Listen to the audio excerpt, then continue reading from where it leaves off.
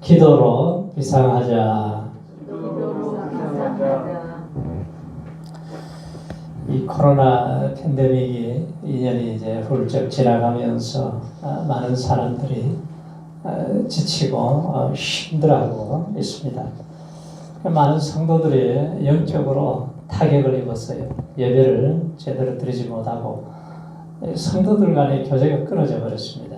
소그룹 모임이 없어지고 기도하지 못함으로 인해서 이 신앙이 곤두박질을 치면서 아주 많이 방황하면서 지나왔습니다. 자, 성경적으로 볼 때에 역사적으로 볼 때 그 시대마다 이 재앙이 오게 되는 원인이 무엇이냐? 왜 이러한 전염병이 오게 되느냐? 우리가 이 문제를 우리가 놓고 성경적으로 우리가 생각을 해봐야 돼요. 자, 이스라엘 백성들이 430년간 종살이 할 때에 바로 왕이 이스라엘 백성들을 보니까 너무 인구가 많아지고 강성해집니다. 그래서 저것들을 그냥 둬서는 안 되겠다 싶어서 이제 고역을 시키고 심지어는 막 때리고 고통을 주고 그러면 줄어들 줄 알았는데 더 많아지는 거예요. 그래서 이스라엘 백성들이 너무 힘드니까 막 부르짖어서 신음소리를 내는데 하나님이 들으셨어요. 그래서 권고하신 것이 모세를 보내주셔서 야, 너희들 이제 430년간 종살이를 끝내고 이제 출애굽해서 광야에 가서 예배를 드려야 되겠다. 우상 숭배하는 것만 보고 생활하는 이 백성들을 하나님이 이제 예배 드리게 하시기 위해서 모세를 보내서 바로 왕에게 보내라 그랬더니 하나님이 누구간데 내가 보낼 수가 있겠느냐 거절을 해요. 그래서 하나님이 이 바로가 얼마나 강팍하고 죄가 많아요. 그러니까 재앙을 내리기 시작해요. 개구리 재앙, 피재앙, 이재앙, 막 독종이 나서 짐승들이 죽고 사람들이 죽고 우박이 떨어져가지고 박살을 내고 메뚜기가 다 갉아먹어버리고 나라를 다 망쳐놨어요. 이 재앙으로. 그래도 이 강팍한 바로 왕이 두 손을 들지를 않아요. 그래서 나중에 이제 6월절 제사를 통해서 이 장자가 죽어야 손을 드는데 자, 이 재앙이 일어나면은 재앙이 멈출 수 있는 방법은 바로 왕이 자기의 권세와 힘과 모든 것을 다 동원해도 할 수가 없어요. 모세가 기도해야 멈춰지게 됩니다. 하나님의 손바닥 안에 있다는 거예요. 자, 바로 왕이 자기 힘으로는 아무것도 할 수가 없습니다. 그래서 하나님께서는 이스라엘 백성들을 사랑해 주셔서 이 선택을 해주셨잖아요. 그런데 이 백성들이 하초에서 그냥 온실에서 조용히 편안하게 이렇게 크다가 죽어버리기를 원치 않아요. 그래서 독수리처럼 훈련하게 하신다. 광야로 내보내서 아주 보금자리를 어지럽게 만들어버립니다. 삶의 터전을 흐트러버려요. 그리고 새끼가 태어나면은 그걸 업어가지고 높은 곳에 올라가서 떨어뜨리면 낭떠러지에서 떨어져서 이제 바닥에 오면 이제 죽는 줄 알았어요. 아, 이제 나 죽었구나 하는데 탁 받아가지고는 또 올라가서 또 떨어뜨리고 또 반복해서 계속 그 훈련을 하잖아요. 언제까지? 날개에 힘이 날 때까지 이제 날개를 자기 날개로 펴서 자기 힘으로 날 수 있을 때까지 훈련을 마치게 되면은 하늘 찬공을 나는 하늘의 왕자가 되는 것입니다. 자, 하나님께서 살아가다 보면은 내 삶의 보금자리를 어지럽히실 때가 있어요. 코로나라는 환경으로 어지럽히기도 하고 물질 문제로 사람과의 관계를 어지럽기도 하고 때로는 마귀가 우리를 흔들 때도 있어요. 자, 이스라엘 백성들 가나안까지 11하루길이면 갑니다. 그런데 하나님이 40년 동안을 계속 뱅뱅뱅뱅 돌게 하셨어요. 그릇을 만들어가기 위해서 모래바람이 휘몰아치고 양식이 떨어지고 물이 떨어지고 불뱀이 나오고 정갈이 나오는데 자, 이 땅에 살게 하세요. 왜?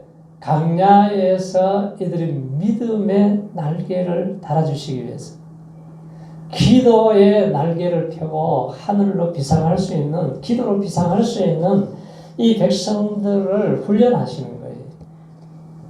자, 하나님께서는 강야 생활을 통해서 원망하고 불평하는 이 백성들에게 이 환경을 통해서, 사람을 통해서, 문제를 통해서 기도로 해결을 해야 된다는 교육을 눈으로 보게 하시면서 시키는 거죠. 홍해바다를 만났어요. 이 홍해바다 앞에서 이스라엘 백성들이 오해를 하니까 야 이제 우리를 죽이려고 여기까지 인도했구나. 열방의 전당권은 항상 그러잖아요. 왜 우리를 저 강야로 보내느냐? 하나님이 우리를 죽이려고 그런다는 거예요. 그 믿음이 없으면은 자기 자꾸 육체의 소욕을 생각으로 토해내게 되어 있습니다. 애국 군대가 뒤에서 쫓아와요. 이제 죽었다 그러는데 하나님은 뭐라 그래요? 애국 군대를 통해서 영광을 보리라. 믿음 없는 백성들은 자꾸 환경을 원망하고 지도자를 향해서 원망하고 과거에 애굽에 있을 때 노예로 살 때 좋았는데 하면서 불평의 폭탄을 터뜨립니다. 자, 하나님께서 이제 부르짖어 기도하는 모세를 향해서 말씀하세요. 야, 부르짖기만 하느냐? 내 손을 내밀라. 지팡이를 내밀라. 그 말씀 순종하는데 모세가 40년 훈련받은 거예요. 하나님이 말씀하시면 순종하는데 그렇게 시간이 걸린 거예요. 손을 내밉니다. 모세가 할 수 있는 건 아무것도 없어요. 그런데 하나님이 홍해를 쫙 갈라버리십니다. 그래서 기도하면 하나님이 일하시는구나 보게 하신 거죠. 기도하면은 하나님이 도와주시는구나. 기도하면은 하나님이 쌓아주시고 보호해주시는구나. 눈으로 보게 하는 훈련. 믿음이 너무 없으니까 눈으로 봐야 확인이 되니까 그 훈련을 하시는 거예요. 막강한 힘을 갖고 있는 애국 군대, 강력한 군대를 하나님이 순식간에 물고기 밥을 만들어 버리시는구나. 자, 보고 나서 이들이 이제 깨닫게 되는 거죠. 모세가 기도하니까 되는구나. 홍해를 건넜습니다. 소고치고 춤추고 하나님을 찬양해요. 너무너무 좋았어요. 근데 사흘 강약길을 또 가는데 물이 다 떨어져가지고 사람들이 목말라 죽겠다고 쓰러지고 얼마나 힘든지 마라에 도착을 했는데 물이다 하고 마셨는데 쓴물이에요. 세상에서 좋은 거 주는 것 같은데 마시면 자꾸 쓴물이 됩니다. 또 막 원망이 폭발해서 나옵니다. 백성들이 불평을 해대기 시작해요.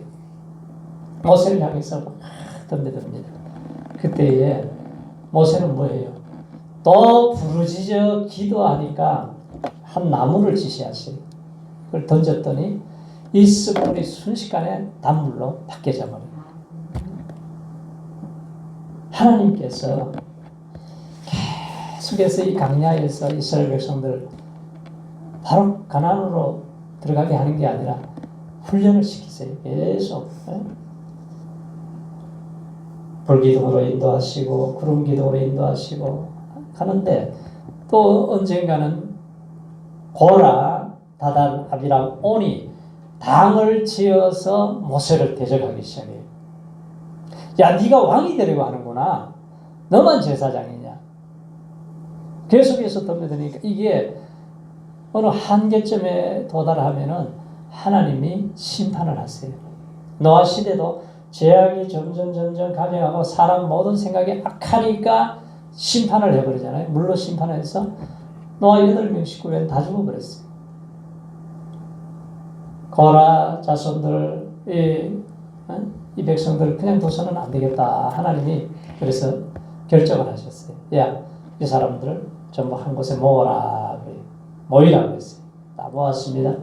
그랬더니 하나님이 땅을 갈라가지고 250명의 족장과 함께 죽어버렸습니다. 그러면은 이 백성들이 깨달아야 될 거 아니에요. 야, 하나님 무서운 분이구나. 이렇게 나와야 되는데 그러지 않고 모세를 향해서 모세야 네가 250명의 족장을 죽이고 가족을 죽이고 저 짐승들을 다 죽였다고 모세에게 원망 불평을 하니까 야, 하나님이 보시니까 이것들 정신 못 차리네. 그래서 연병이 나기 시작해. 전염병이 순식간에 일어나니까 14,700명이 죽었어. 모세가 보니까 큰일 났어요. 이러다가 그냥 엄청나게 죽게 생겼어. 그러니까 아론을 시켜가지고 빨리 지금 속죄 제사를 드려야 된다. 속죄 기도를 해야 된다. 그리고 분향을 하고 속죄를 하니까 제 문제를 해결하니까 재앙이 땅이 멈춰지게 됩니다. 하나님이 그 사람들이 자꾸 백성들이 죄를 짓게 되면은 심판하는 게 예레미야나 에스겔 선지자를 통해서 계속 보여주는 게 뭐예요? 칼을 보내요. 칼. 전쟁이 일어나요. 네? 미얀마에 문제가 생기듯이 자꾸 전쟁이 일어나요. 기근을 보냅니다. 그 다음에 연병을 보내요. 전염병을. 자, 오늘 이 본문에 보면은 솔로몬이 성전을 건축을 했어요. 아주 대단한 성전을 건축하고 하나님 앞에 기도하니까 여호와의 영광으로 가득 찼습니다. 근데 기도 내용이 뭐냐 하면은, 자, 13절을 같이 보세요. 13절에 이 기도를 하죠. 자, 시작. 혹 내가 하늘을 닫고 비를 내리지 아니하거나, 혹 메뚜기로 토산을 먹게 하거나, 혹 연병으로 내 백성 가운데 유행하게 할 때에, 하나님의 백성들이 범죄해서 하늘을 닫고 비를 내리지 않거나 적군에게 패하거나 메뚜기 재앙이 오거나 연병으로 사람이 죽어갈 때 이 전에 와서 기도하면은 하나님 어떻게 하시겠습니까? 이 기도를 한 거예요. 자, 하나님의 응답으로 주신 말씀이 14절이에요. 자, 14절 시작. 내 이름으로 일컫는 내 백성이 그 악한 길에서 떠나 스스로 겸비하고 기도하여 내 얼굴을 구하며 내가 하늘에서 듣고 그 죄를 사하고 그 땅을 고칠지라. 연병을 고칠 수 있는 방법이 뭐예요? 첫 번째 해야 될 일이 뭐죠? 악한 길에서 떠나야 된다는 거예요. 이스라엘 백성들이 전쟁을 해서 적군에게 패하거나 하늘이 닫혀버리든지 재앙이 오고 연병이 오고 문제가 생기면은 제일 먼저 제약된 길에서 돌아서야 된다는 거예요. 제약을 끊어야 된다. 이 제약을 끊지 않고서는 해결이 안 되는 거예요. 전염병 100%, 전염병, 치사율 100%, 바이러스가 있습니다. 이 바이러스는 존재하고 있고 이 바이러스는 온 인류를 감염시켜 왔을 뿐만 아니라 이 바이러스에 감염되면 다 죽습니다. 한 사람도 예외 없이 다 죽어요. 이것이 죄라고 하는 바이러스예요. 전염률은 100%, 치사율이 100%, 아주 무서운 바이러스인데 코로나19 바이러스보다도 훨씬 더 지독합니다. 이 바이러스를 피할 수 없어요. 치명적인 죄의 바이러스. 그런데 코로나 바이러스는 치사율이 3.4% 정도 돼요. 의사가 얘기하잖아요. 백신을 맞으면은 한 10만 명당 3명 내지 4명이 사고가 납니다. 그 사람들이 인정을 해요.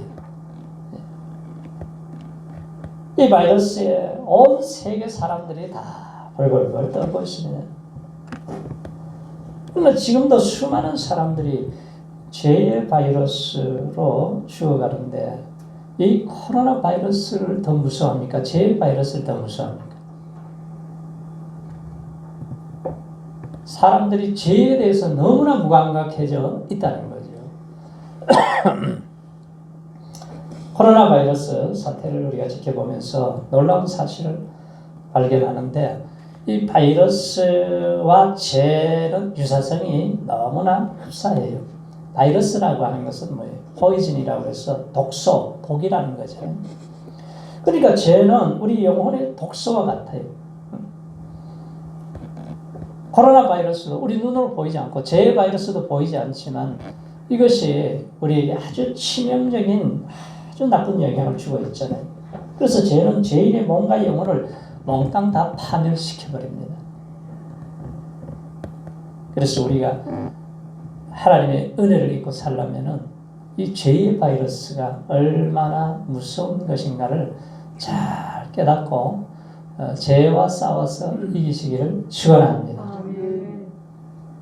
코로나 바이러스 뭐 쉽게 지나가는 사람은 뭐 며칠 지나면 괜찮아지고 또 심한 사람은 물론 이제 속이 파열이 되어서 생명의 위협까지 오기도 하지만 그런데 죄의 바이러스는 100% 다 영혼과 육체를 죽인다는 거예요. 이 땅에 살아가면서 가정에서 직장에서 어디를 가든지 죄로 인해서 내 영혼이 오염되고 하나님으로부터는 좋은 것을 막아버리는 것이 뭐예요? 죄와 허물이에요. 나도 모르게 죄악된 길, 악한 길에서 떠나 회개할 때에 살 길이 열리고 하나님의 도우심을 받을 수가 있습니다. 회개라고 하는 것은 뭐예요? 마음을 바꾸는 거예요. 마음을 돌이키는 거예요. 잘못된 길을 가다가 돌이켜서 죄악된 길을 가다 하나님께로 돌아오는 것, 행동을 바꾸고 우리가 새롭게 이제 변화된 모습으로 하나님께 나아가는 거죠. 이러한 의지적 행동이 있어야 진정한 회개가 된다는 거예요. 그동안 우리가 교회나 가정에 입에 발린 소리로 뭐 용서를 구하고 눈 감고 뭐 기도한다는 구실로 떠들기는 많이 했지만 의지적인 결단으로 우리가 뭔가를 잘못된 것을 고치고자 하는 마음의 의지가 약하지는 않았는지 우리가 생각을 해봐야 돼요. 우리가 회개하기만 하면 각각 예수 이름으로 회개하여 제사함을 받으면 성령을 선물로 주셔서 우리가 성령의 사람이 되면은 하나님의 사람으로 구실을 제대로 할 수 있게 만들어 주시잖아요. 그렇지 않고 자기의 생각과 고집과 아집에 사로잡히면은 얼마나 사람들이 독한지 몰라요. 사람들 정죄하기만 하고 손가락질만 하고 자기 모습은 볼 수가 없는 거예요. 다윗과 헤로드 왕은 둘 다 똑같이 아주 더러운 범죄를 저질렀습니다. 다윗은 남편이 있는 여자를 건드려서 임신시키고 그 남편을 충신을 전쟁터에 내보내서 죽이게 하는 간접 살인을 했어요. 헤로드 왕도 이복 동생 빌립의 아내 헤로디아를 데리고 사는 성적인 죄를 저질렀습니다. 근데 똑같은 죄를 저질렀지만 두 사람에게는 결정적인 차이가 있어요. 다윗은 나단 선지자가 가서 왕이시 어떻게 이런 일을 합니까? 막 책망을 했더니 그냥 꼬꾸라져가지고 내가 하나님 앞에 죄를 지었습니다. 그냥 밤새도록 통곡을 하고 침상을 적시면서 회개를 해요. 그런데 헤롯 왕에게 세례 요한이 지적을 했더니 감옥에다 가두어서 참수형을 내려서 목을 잘라버렸습니다. 다윗은 내 마음의 합한 자다 선군으로 인정을 받지만 헤롯 왕은 하나님의 인정이고 하여간 비참한 인생으로 끝이 나버리는 거죠. 자, 우리가 날마다 두 갈래의 길에 놓여 있습니다. 다윗의 길을 갈 것이냐 아니면 내가 헤롯 왕의 길을 갈 것이냐, 그건 내가 선택을 해야 되는 거예요. 하나님이 사망과 생명, 복과 저주 두 가지 길이 있는데 오늘날 네가 선택을 하라는 거예요. 선택은 내가 해서 가는 거죠. 다윗이 밧세바를 범한 다음에 그 불의를 지적하는 나단 선지자의 강한 지적을 받고 어떻게 해요? 하나님이요 내 죄를 정결케 해주시고 깨끗하게 해주시고 나에게 상하고 통회하는 마음으로 나오니 멸시하지 않으시는 하나님 앞에 나갑니다. 구원의 즐거움을 회복시켜 주소서. 이 기도를 해요. 통곡하면서 기도하자 하나님이 그래도 회개하기만 하면은 살 길이 열리게 하세요. 살려주시잖아요. 회복시켜 주세요. 우리 교회에서 이런저런 중요한 활동을 우리가 하고 있지만 계급장을 다 떼고 내려놓아야 돼요. 하나님 앞에 초라한 범죄자의 모습으로 서야지만이 내가 겸손하게 하나님이 이 초라한 인간을 구원해 주신 것을 감사합니다 하고 우리가 바로 설 수가 있어요. 존 브라이언이라는 분이 가장 향기로운 향수는 가장 작은 병에서 들어있기 때문에 거기서 나온다는 거예요. 화려한 경력을 우리가 자랑하는 사람도 있고 진짜 향수는 작은 병에 담겨 있다는 사실을 우리가 기억하면서 살아야 됩니다. 자, 우리가 흔히 기도가 하나님의 손 찾는 거라고, 하나님의 손길이 함께 해달라고 그렇게 우리가 기도도 하고 손을 찾는데, 우리가 진정한 회복을 위한 기도는 손을 찾는 것보다도 더 중요한 것이 뭐예요? 오늘은 하나님의 얼굴을 구하라. 하나님의 얼굴은 현존하신 하나님께서 이 본질을 회복시켜 주시는 거죠. 자, 하나님이 가정과 교회에 하나님의 얼굴이 사라지지 않게 해주세요.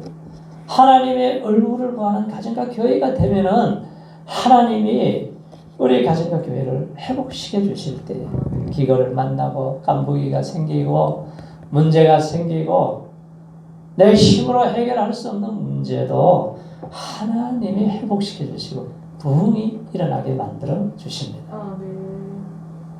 사람들이 교만하면은 하나님을 의지하지 않아요. 자기 힘으로 자기 방법으로 무엇인가 하려고 해요.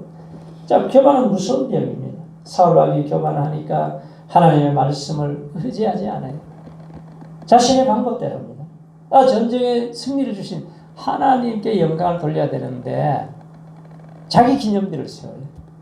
그리고 왕에서부터 사람과 짐승을 다 진멸시켜라. 이 족속은 아주 악한 족속이라 아주 없어져야 된다. 죄를 없애듯이 그렇게 해야 된다. 그런데 왕 아각을 잡아오고 살찐 짐승을 쭉 끌고 옵니다. 왕이시 어찌 이런 일을 합니까? 내가 하나님 앞에 제사 드리라고 그래요. 순종이 제사보다 낫고 듣는 것이 수양의 기름보다 낫습니다. 버림받잖아요. 우시야 왕이 52년 통치하면서 대단한 나라를 만들었습니다. 정치적으로, 경제적으로, 군사적으로 무엇이든지 이웃 나라까지 조공 바치게 만들고 대단한 나라를 만들었어요. 하나님을 의지할 때는 더 강성해졌습니다. 그런데 너무 세져서 그런지 사람이 성공하게 되면 교만이 들어가요. 교만이 들어갔어요. 어느 날 갑자기 어디를 쫓아가냐면 성전에 들어가가지고 자기가 분양을 한다는 거예요. 제사장 80명이 가가지고 왕이시 이러시면 안 됩니다. 큰일 납니다. 그랬더니 무슨 소리야, 내가 왕인데. 왕이 못할 게 뭐가 있어. 막 분노하는 순간에 이마에 문둥병이 딱 생기니까 그때서야 성전을 나가요.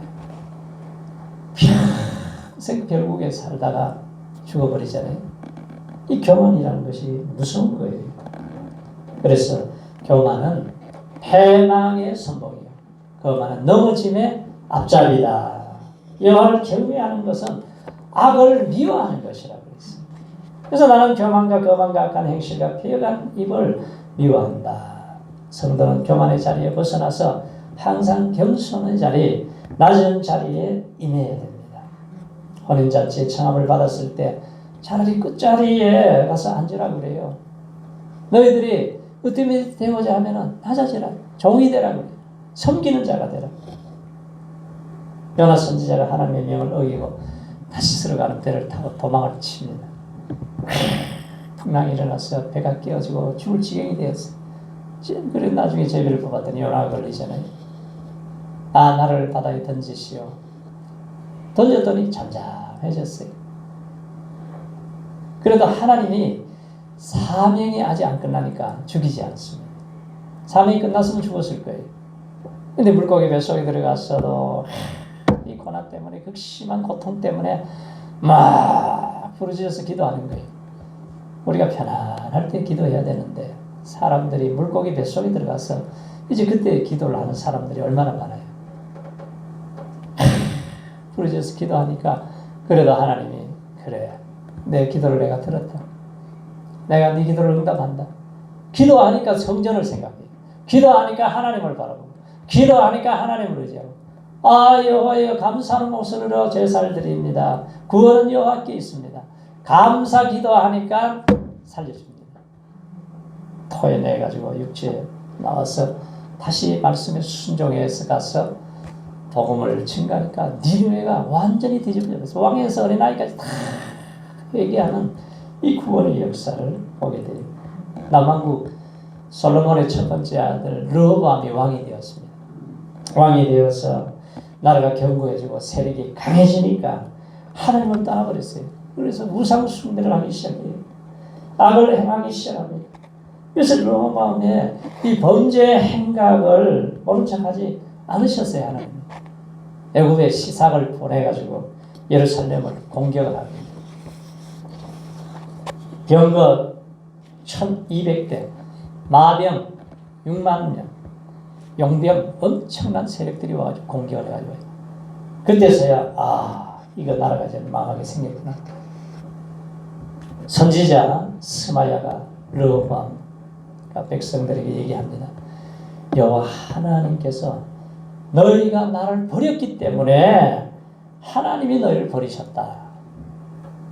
그랬더니 이 르호보암 왕이 스스로 겸비하여 그래요. 스스로 겸비하여 그때서야 이제 죽을 지경이 되니까 스스로 겸비하여 이르기를 여호와는 의로우시다. 이 죄를 고백하고 토해내기 시작합니다.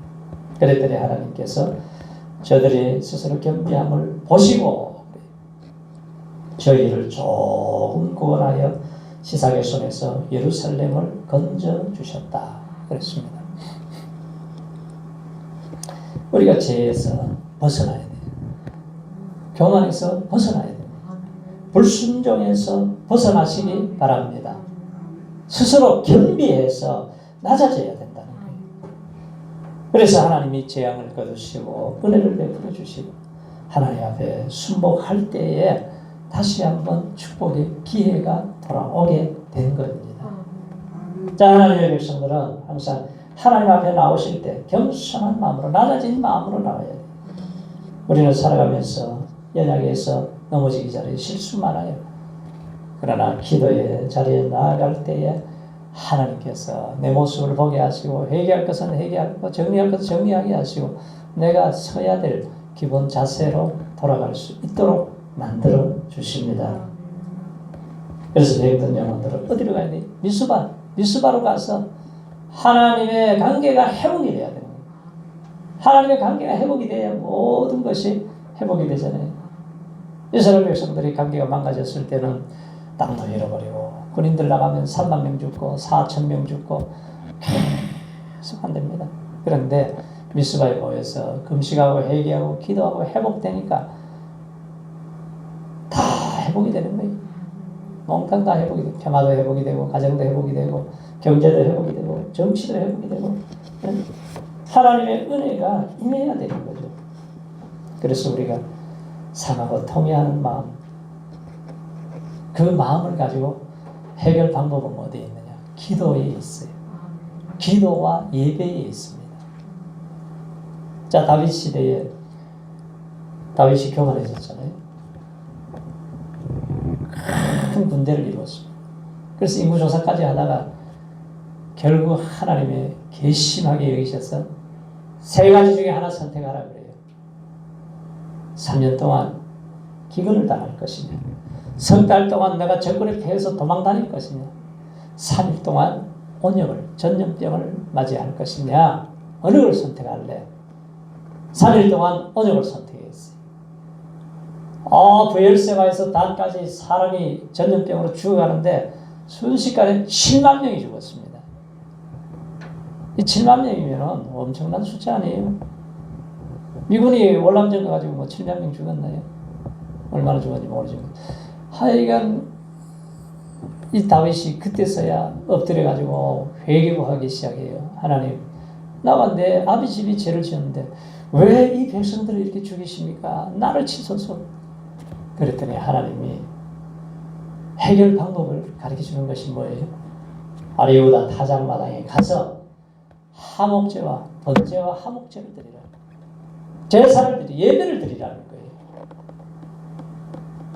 그래서 그 집에 갔더니 왕이 어찌 오셨습니까? 내 제사 드리러 왔다. 예, 제가 몽땅 다 그냥 드리겠습니다. 아니야. 제사 드리는데 공짜로 드리는 게 어디 있어? 다 계산해서 아주 비싼 값에 사가지고 하나님 앞에 예배를 드릴 때는 헌신이 있어야 되잖아요. 그래서 예배를 드리는데 하늘에서 불이 내려와서 몽땅 태웁니다.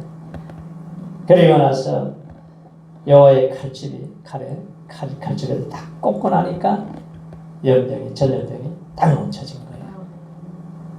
그래서 전체적으로 보면은 두 가지 방법이 이 문제를 해결할 수 있는 방법은 우리가 기도해야 되는구나. 우리가 하나님 앞에 기도하고 예배에 성공할 때에 하나님이 해결하시면 됩니다. 1989년 11월 9일 조간신문에 동독과 서독의 통일에 대한 기사를 썼어요. 그런데 그 통일의 주역이 어디냐? 라이프니츠시에 니콜라이라고 하는 교회, 조그마한 교회가 있었어요. 월요일만 되면 오후 5시에 한 10명 정도 모여가지고 말씀도 읽고 기도하고 했습니다. 근데 그 모임이 점점 많아지기 시작해요. 10,000명, 20,000명, 10만 명, 12만 명, 그리고 10월 마지막 주에는 57만의 인파가 모여가지고 거리 행진을 하면서 그때의 그 기도를 통해서 결국은 동서독이 무너지고 통일이 되었다는 거예요. 그래서 우리가 총회에서도 은혜운동의 기도운동을 지금 전국에서 계속 불을 붙이고 있습니다. 하고 있고 들불처럼 타올라서 기도가 개인이 회복이 돼야 돼요. 교회의 기도가 회복이 돼야 돼요. 우리 총회의 기도가 회복이 되고 노회가 회복이 돼야 돼요. 그럴 때에 이게 흘러넘치면은 북한으로 들어가고 아시아 아프리카로 들어가고 전 세계에 영향을 주는 하나의 기도의 불씨가 되는 그런 역사가 일어나게 될 줄로 믿습니다. 그래서 오늘 이 시대에 내가 하나님 기도에 불소 시계가 되게 하여 주셔서 병든 사회도 고치고 병든 가정도 고치고 병든 영혼도 고치고 병든 세상을 변화시키는 우리 주인공들이 다 되시기를 주님의 이름으로 축원합니다.